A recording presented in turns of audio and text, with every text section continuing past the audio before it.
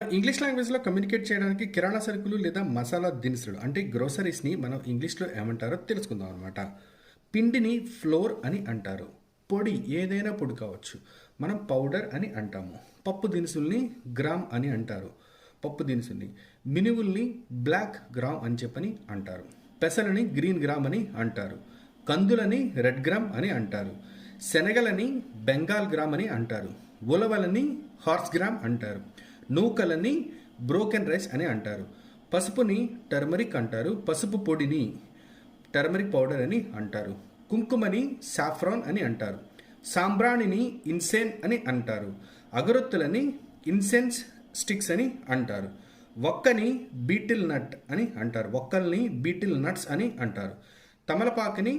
తమలపాకులని beetle leaves అని చెప్పని అంటారు అనమాట. వేరుశెనగలని గ్రౌండ్నట్ అని అంటారు. మనకి వేరుశెనగల్ని పీనట్ అని అంటారు. బెల్లంని జాగరీ అని అంటారు. హారతి కర్పూరాన్ని క్యాంపర్ అని అంటారు. కల్లుప్పుని రాక్ సాల్ట్ అని అంటారు. ఉప్పుని సాల్ట్ అని అంటారు.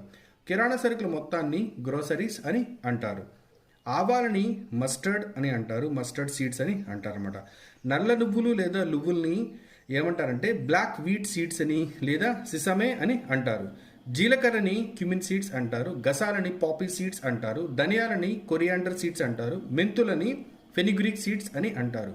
జాజికాయని నట్మెగ్ అని అంటారు. లవంగాలని క్లోవ్స్ అని అంటారు. బాదంని ఆల్మండ్ అంటారు. దాల్చిన చెక్కని సినమన్ అంటారు.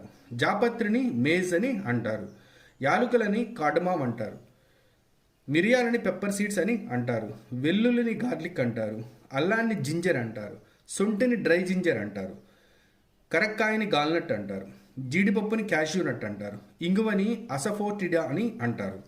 గోధుమ పిండిని వీట్ ఫ్లోర్ అని అంటారు. మొక్కజొన్న పిండిని కార్న్ ఫ్లోర్ అని అంటారు. పిండిని ఫ్లోర్ అంటారు. తర్వాత పొడిని పౌడర్ అని అంటారు.